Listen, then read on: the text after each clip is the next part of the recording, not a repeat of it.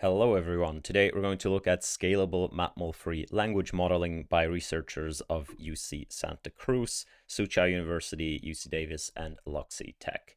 This is a paper that replaces every single matrix multiplication operation inside of large language models with something else that is more efficient from a computational standpoint. They specifically replace feed-forward layers in transformers with ternary accumulators, and then they replace the attention part of transformers with a form of a ternary recurrent network, but that is parallelizable. We're going to look into these things. The paper essentially draws a couple of ideas together from other papers such as BitNet and RWKV and kind of new age RNNs like that, and pulls them together to produce large language models that are completely MatMul matrix multiplication free, and therefore promise to kind of be a lot more hardware efficient than current large language models. They do train these models, and their scaling laws indicate that there's a crossover point at some point where these models actually become better for a given amount of flops, or, well, I don't know what you call them at this point, of operations. For a given amount of compute invested, these models will actually become more efficient and better than the current language models. And that's kind of an exciting outlook. However, that is a projection, and I do believe it's worthy to A, remain skeptical, and B, recognize that there are some roadblocks in the way of, of models like these ones here. Notably, the hardware lottery is playing heavily against these models, which is why they also implement a variant on an FPGA, essentially saying, what if we could build custom hardware for this type of model? Well, then you could make use of all of these benefits. But right now we have GPUs. So let's directly dive in. So matrix multiplication is obviously, they say, the dominant operation in most neural networks nowadays, whether you're doing convnets, whether you're doing RNNs, whether you're doing dense, MLPs, or in most cases nowadays transformers. Matrix multiplication is everywhere. In the simplest case, a transformer is a stack of two types of layers. So you have some sort of signal X that goes first into a multi-head just multi-head attention architecture. That multi-head attention essentially looks like this. We're going to take X and we're going to calculate three different matrices. Q is X times some sort of weight matrix. K is X times some sort of weight matrix. And V is X times some sort of weight matrix. And then we're going to take K and V and Q, calculate the outer product. That gives us a big attention matrix that goes through a softmax operation. Let's call that A prime. That goes through a softmax operation. And then lastly, we accumulate V according to A, and that becomes our output of the layer, like something like this. I hope you can somehow make sense of that. We've discussed transformers and attention mechanism multiple times already. You see many things here. Actually, it's notably lots of matrix multiplications involved. This here is not really a matrix multiplication, because this A right here is then going to, for a single token, going to just turn out to be kind of a weighted sum.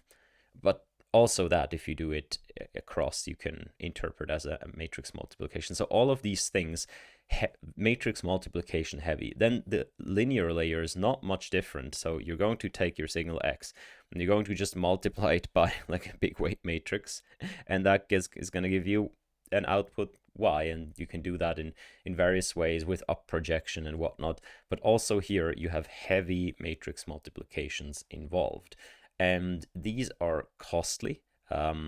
These need big accelerating chips, and what if we could get rid of them? So that's what this paper asks. The main staple of this paper here is going to be an idea that comes from this paper called BitNet. I believe that's a Microsoft paper where they did replace the dense layer weights with binary and or ternary values. And they're saying BitNet replaces part of the transformer architecture with sort of heavily quantized weights, but retains the self-attention mechanism, which relies on expensive matrix multiplication. So how and why does quantization all of a sudden drop matrix multiplication? Here is where we get into a bit of lingo. And you'll notice I kind of skip through parts of this paper right here because I want to get to the meat of things. So a matrix multiplication is written out. It's like this. So you have X, which is a vector, and you have W, which is a matrix. Now, obviously, for each output dimension here across this D dimension, for each output dimension, you're going to multiply the corresponding input dimension with all of the entries of W. So you get this right? Whatever you know as matrix multiplication. Okay. Now, if we use what are called ternary weights for the matrix multiplication, so standard matrix multiplication, right? This times a vector, in that case, probably this is going to be this times this plus this times this plus this times this plus this times this. Okay, so it's like a lot of plus and times operation, and that will give you one output over here. And then same thing for the second column, for the third column, and so on. These are going to give you the outputs right here. If you have ternary weights, which means that of this matrix right here, the values cannot be just any number or any floating point number. The values can only be these numbers right here. So they can only be -1, 0, or 1. And that's it. So you quantize or restrict the weight matrix to only these three values. And what that does is it's now no longer, you can think of it no longer as a multiplication you have to do. So for example, between this and this element, usually you would have to do a floating point multiplication. However, if you know your weights are only going to be one of these three, then it's a simple if statement, if you will. So it's simply the output of this, what would be a scalar multiplication, is now just one of three cases. So it's a ternary if statement. If the weight matrix entry is 0, the output is 0. Okay, this is the same as with floating point operations, except that the value is probably never exactly 0. Second, if it's 1, then you just copy paste the input, right? Because times 1, you copy paste the input. And if it's -1, you copy paste the input and flip the sign. So those are all the cases that exist. And therefore, you can reformulate this as just a selection, right? So you go, you take the column here, and you just do, if you know, like n numpy.where, right? If you know this operation, you know kind of how this, so you just go through and you see where is it 1, like, and then maybe you're like, okay, here, and here, it's 1. Where is it -1? Oh, that's here and here. Okay, so all you need to do is you need to select this, and this value, and you need to subtract this and this value. And that's it. No big floating point scale multiplications and whatnot. It's just a selection of two sets, cumulatively aggregate them together, and then subtract one from the other. And that's the whole thing. So that's what's written down here. The ternary MatMul can be written as follows. We simply take wherever the weight matrix is 1. We just add all of these corresponding x value. So x is still a floating point number, right? Not all the values in here are ternary, just the weights are ternary, which means that no matter what x is, x can be as high precision as you want. You don't need to do an operation with it. You can just copy paste it over, or in this case, sum all of the 1 entries together, and then see where it's -1, sum all of those together, and then simply subtract one from the other, and there you have it. Okay, so this is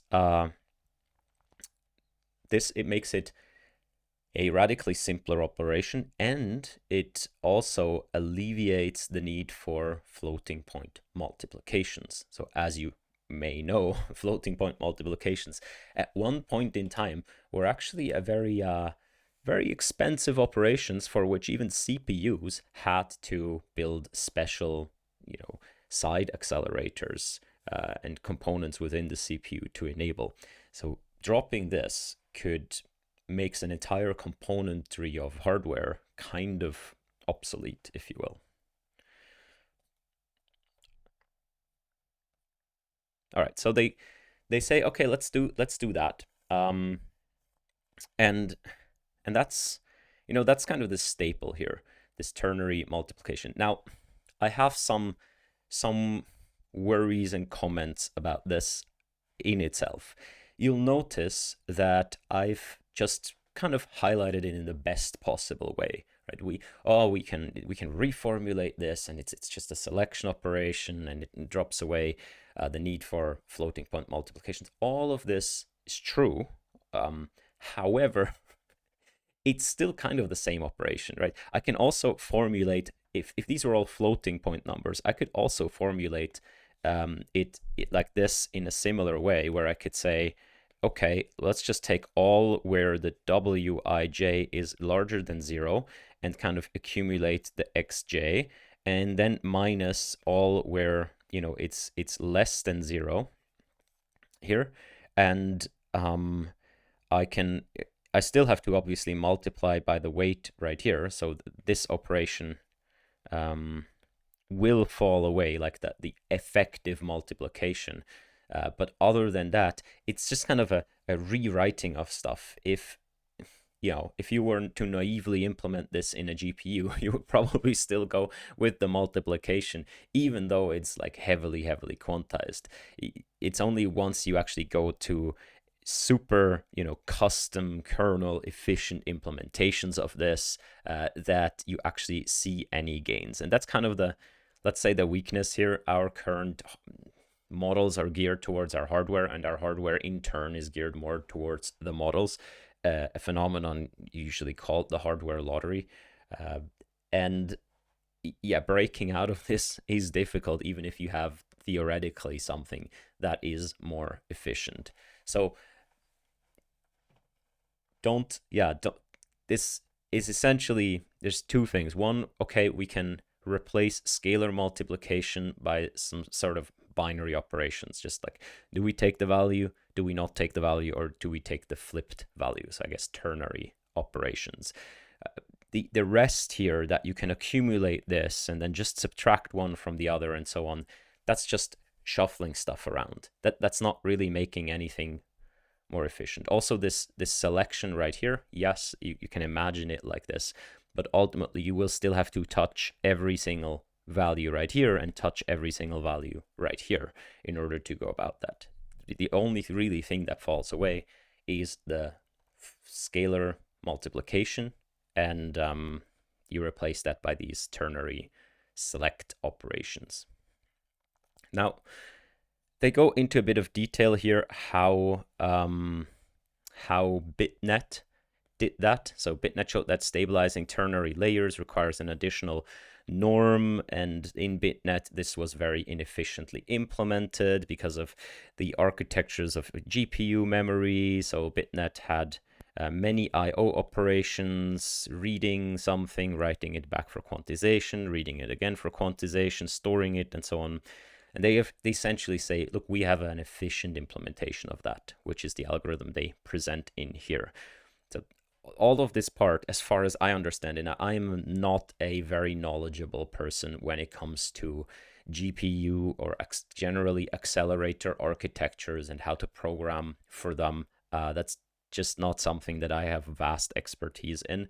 However, the way I understand this whole section right here is just they say, well, BitNet had the right idea to replace essentially the linear layers with these ternary quantized layers. However, they did it in a very, very inefficient way, and we are doing a better job at implementing this in an efficient way. To my understanding, that's what they're saying here. So not really a conceptual advantage, but more of an engineering advantage and a bit of a diss towards the BitNet people. Then the second part. So the first part is, okay, we're doing as BitNet does, right? So that's one part. Or maybe not, like we're just taking this ternary idea, the ternary operation idea from BitNet. However, they did something, they did the linear layer in a very inefficient way. We can do it better. However, BitNet also retained the self-attention mechanism from transformers. And this is another graphic right here. So you take the current token, you produce 3 matrices, in this case 3 vectors with it. The matrices come about by combining it with the key value cache.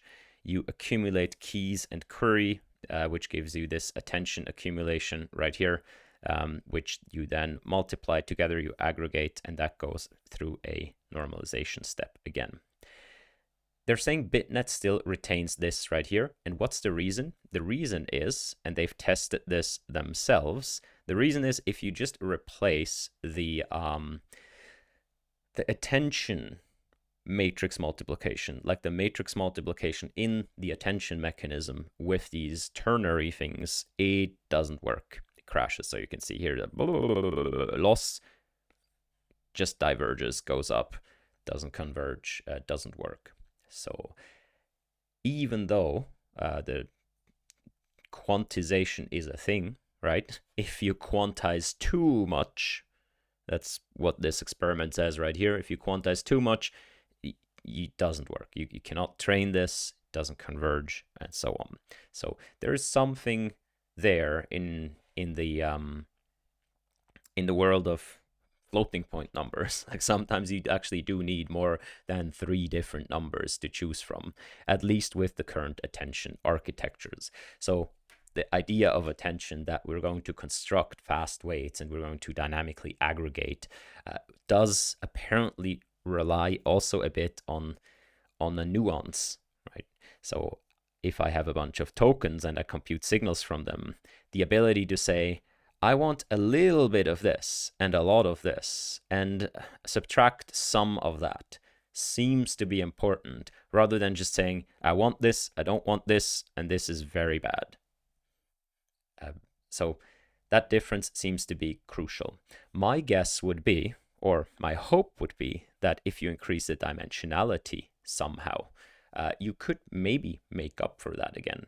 So in the simplest case, you could just take whatever you have here, replicate it. Let's say you just duplicate the values, I don't know, 5 times or something like this, and then allow the model to choose in a fractional way. So you have 3 times the same value, to choose it twice, but not choose it 3 times. I'm not sure how you're going to implement that, but that essentially would be cheating. So you increase the dimensionality, and instead of having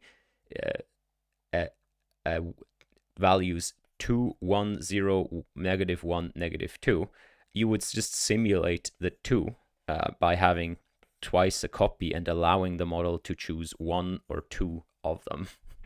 So it would be a bit of a cheat, and it would probably be kind of senseless, because you're now just trading off dimensions for quantization. But I'm just saying, if we ever have hardware that's super efficient for ternary operations, this could be a way in which to go the other direction, in which you say, okay, we need to unquantize stuff effectively. All right, so enough brabble from me. Back to the paper. Ultimately, they end up replacing the attention mechanism by one of the like a recurrent neural network that's sort of in the spirit of modern recurrent neural networks. And what do I mean by that? So they take this gated recurrent unit, that's a pretty old idea, and this is a standard recurrent architecture. So in a recurrent neural network, you have some sort of hidden state that's carried over from the last operation. You usually call that ht-1. You have some sort of current signal, which is, in this case, the current token, xt.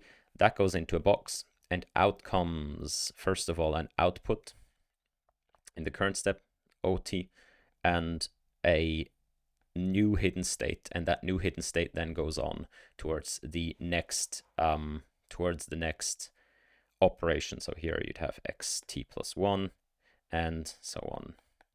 You can see that this is kind of a recursive or recurrent, in this case, operation, because all the weights here are going to be shared here and so on. This also leads to a situation where if you want to do backpropagation, you need to do backpropagation through time, meaning that you need to backprop the signal through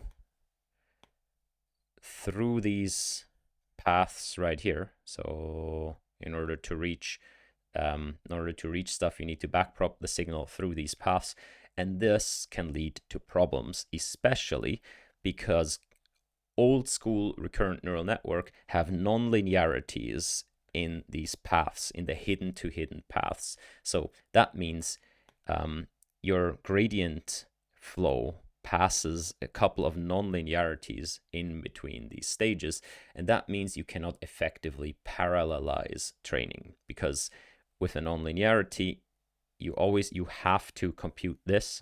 Sorry about that. You have to compute this, then push it through the non-linearity, either forwards or like backwards in this case, then compute something here, then go back through the non-linearity, and so on. New age RNNs avoid this by simply making it linear. And that's approximately what we do right here.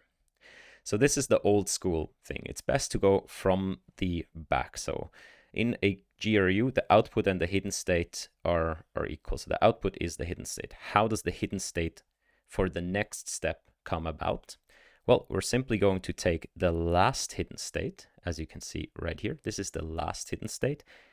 And we're going to multiply it by what's called a forget gate. So we're going to decide how much of the last hidden state do we want to forget. And then this right here, you can see it's 1 minus the forget gate. How much of the new, this is called the candidate hidden state, do we want to add?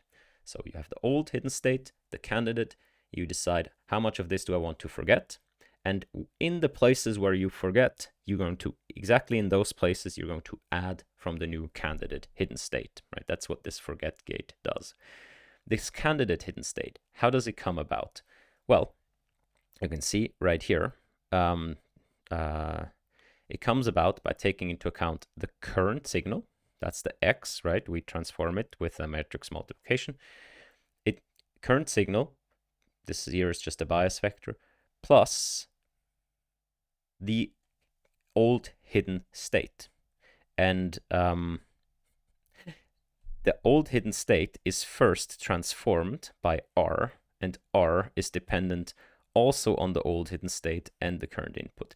So this is kind of an intricate connection. Essentially, what you're saying is that I'm going to update the hidden state. How am I going to update the hidden state? In a way that depends on both the current signal and the last hidden state. And how does it depend on those? Well, this as well. So it's a data and state dependent update of the hidden state, right? So every step you look at what's your current state and what's your current input, and those two things determine your candidate hidden state for the next step. Now, this is very powerful. It allows you to make all sorts of dynamic decisions about the update. However, it's also highly intricate and highly nonlinear, and therefore it leads to these problems where you can't parallelize training. You have to do one step after another, and in the backward pass, you have to backpropagate one step after another. You can't effectively over the time dimension parallelized training like we can do in a transformer. Therefore, they're just going to linearize this. And what's especially important to linearize is the connection between hidden and hidden. So what you're going to see in their updated version of this is, first, they're going to introduce an output gate. So no longer is the output just equal to the hidden state. The output is now going to be some transformation of the hidden state, as you can see right here. And that transformation is dependent on the current signal. This, they say, okay, we're inspired by other ones of these kind of new age recurrent networks. I'm not sure. With these types of things, I'm never really sure whether this was here from the beginning, because it technically is not needed to implement their idea, or whether they have implemented this after stuff didn't work out just as much as they wanted. So this is a bit the trouble I have with kind of a lot of papers in general. There's always the new idea, and the new idea here is, can we replace matrix multiplications, right? From a scientific perspective, you can argue that you shouldn't do anything else. You should just replace, these things, and then we can see what the effect of that is. On the other hand, a lot of these papers introduce many of these kind of tricks that essentially have nothing to do with their idea. It's just that, oh, we also do this, right? And presumably they do it because it makes performance better. However, you then don't know whether their increased performance or how much of it is just actually due to these tricks and how much is due to their actual idea. On the other hand, you could also argue, well, look, current architectures and everything we currently do is so optimized for the self-attention mechanism that it's only fair that you should employ all the tricks you can to make your new idea as performant as possible, because only then can we kind of compare apples to apples, which is two stacks based on different ideas that each individually have been optimized, to perfection, if you will. So it's like, what's the maximum we can get out of this idea or that idea if we implement all the tricks? I don't know what the correct answer is. Usually ablations are good answers like this. And usually if I see something like this, I think, okay, this is at least part of the performance is due to these kinds of things, right? In any case, they do that. They do this inspired by other new age RNNs. We'll call them new age RNNs. And also, crucially, so you can see this operation here. This is, again, a ternary operation. So when they replace attention mechanism matrix multiplication with ternary operations, it doesn't work. Here, when they change the recurrent neural network to this more linearized architecture, it does work when they change the matrix multiplications to ternary operations. So you can see right here in many places that there are these ternary and pointwise operations now in here, and that means you don't have any matrix multiplications left.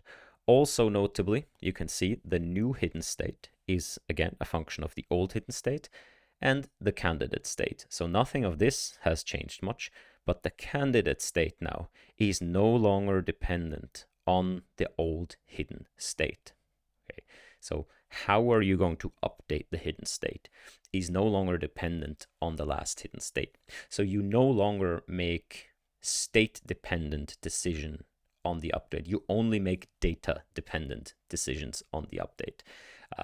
We have seen a number of architectures recently kind of drop the more like trade-off data dependence for linearization or scalability and so on.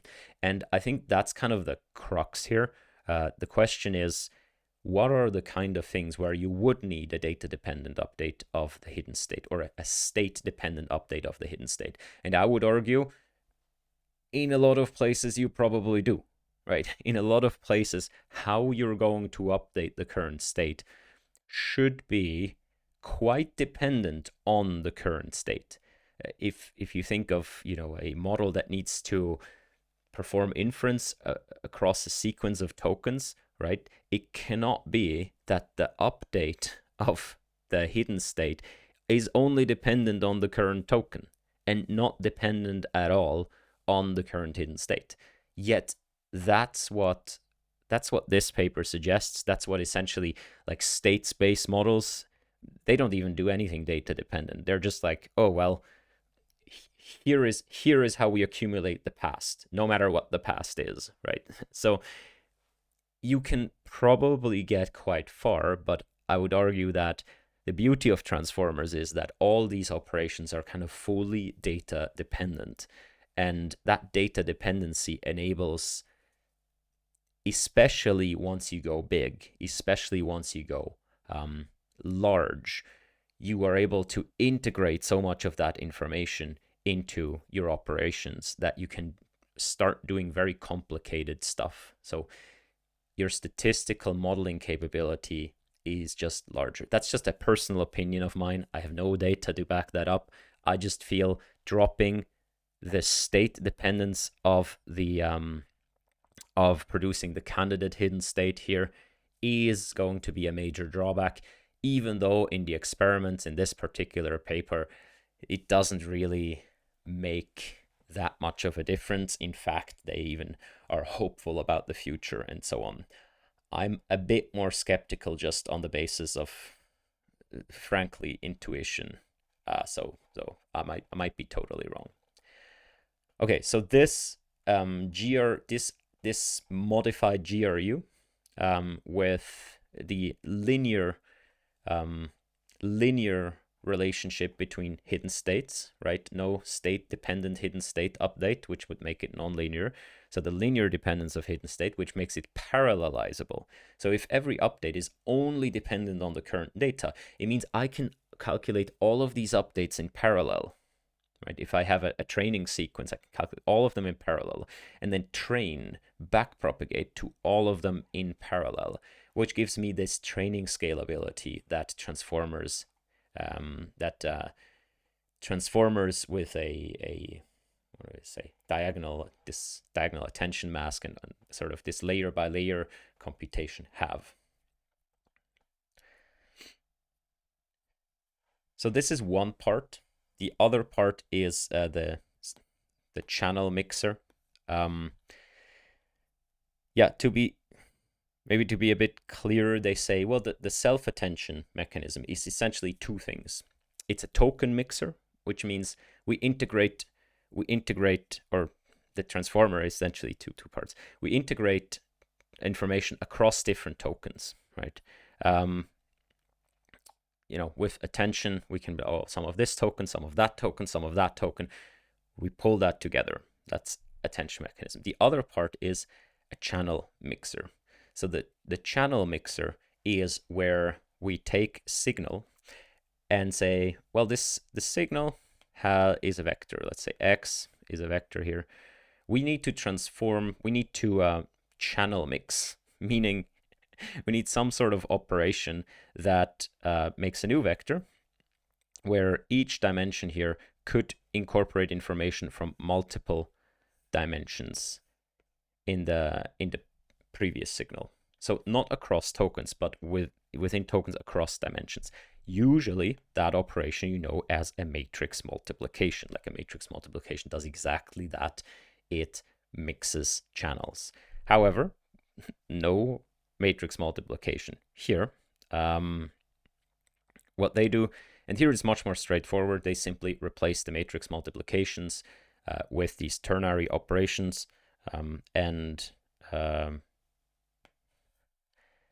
so this is in a way that's called a GLU, a general linear unit, I guess. So it goes like this. You take signal X, you produce two different values from it. They call them G and U. The G you additionally put through a nonlinearity. That's in their case a CLU. This one right here, you put through a nonlinearity, you get something like G prime. You multiply them together dot-wise, and then you transform this again into, I guess, y. So all of the arrows, or the arrows that are not labeled here, like this one, and this one, those are technically matrix multiplications because you kind of up project and then down project again, whereas in this case they just replace them with these ternary operations. So in principle, like even though it's more complicated, but in principle, just view this as the feed-forward layer in the transformer, except where we have replaced the matrix multiplications by these ternary operations. Yeah, not super duper accurate. However, as a principle, it's viable, I think. So the channel mixer here only consists of dense layers, which are replaced with ternary accumulation operators. And that's it. So the channel mixer is saying, instead of attention, we are taking this recurrent architecture. We make this linearizable, parallelizable, at which point we can replace the matrix multiplications in there with ternary operations. Because if we just do it to the attention, then everything crashes, we can't train it. And then secondly, we replace the kind of feed-forward part of usual transformers with simple dense layers, where also we have replaced the matrix multiplications with ternary operations. Bit more involved, yeah, but so the particular GLU they're using right here is also used in modern architectures like Llama, Mistral, and RW KV. And that's it. That's their model.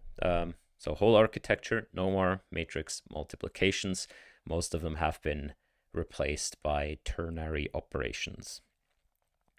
There's a few training details right here, stuff I find interesting. Obviously, if you are super duper quantizing, not very good gradient flow through that. So they're using this thing called the straight through estimator, where you essentially have two streams. So there's one forward signal that goes through the quantization, let's call that Q, and you sort of keep the non-quantized forward signal there, and when you backprop, you kind of pretend you didn't do it.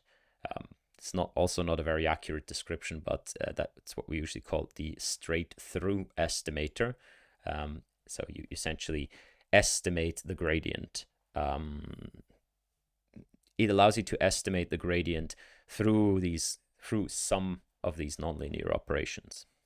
The second thing is that the learning rate needs to be higher. So they say it is common practice to employ a larger learning rate when training binary or ternary weight language models. So also interesting. Lastly, they say that the training dynamics differ from those of conventional transformers, necessitating a different learning strategy. So they do a cosine learning rate schedule, but reduce the learning rate by half midway through the training process.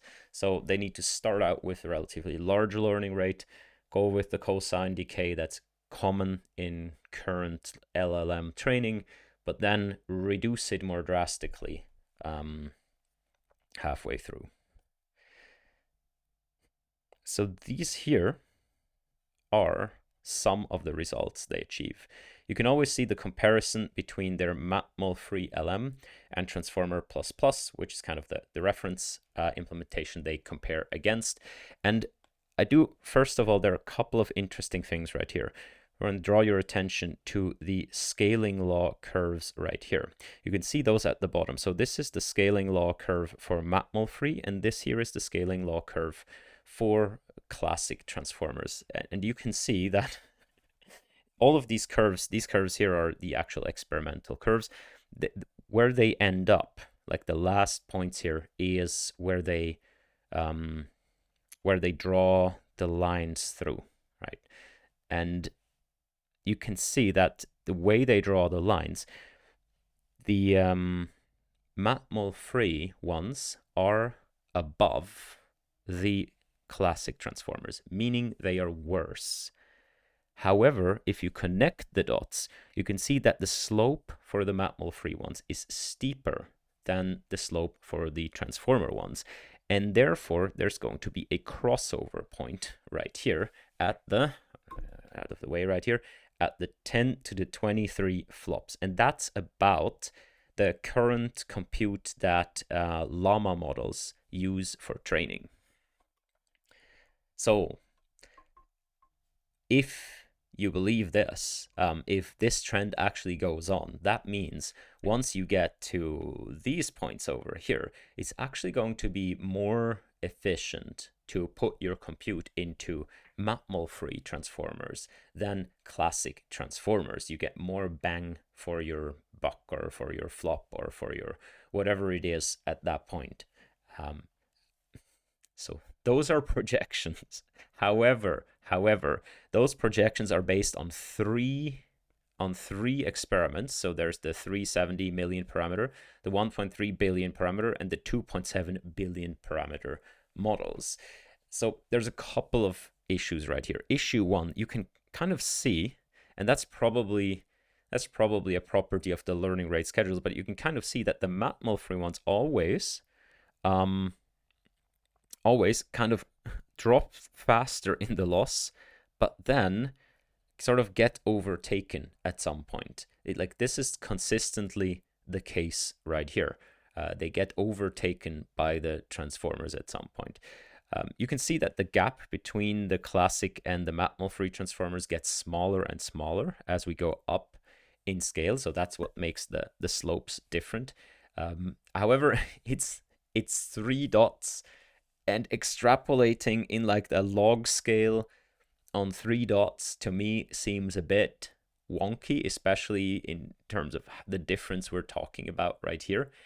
Plus, if we go with the hypothesis from before that actually this dropping of the of some of the stuff, like the simplifications they have to do to get this architecture to work, will mainly hurt in more complex tasks, right? Like the removing of the state-dependent update to the hidden state will mainly hurt you when you have to do more complex inferences across sequences, which are so far mostly learned once you go up to larger scales. Like the larger the scale, the more complex these interactions that can be learned, meaning that it's not at all clear that these are super straight lines, and that these super straight lines will also be super straight lines for MatMul-free transformers. In fact, we don't know that they're super straight lines. When we draw the plots, we think they're super straight lines.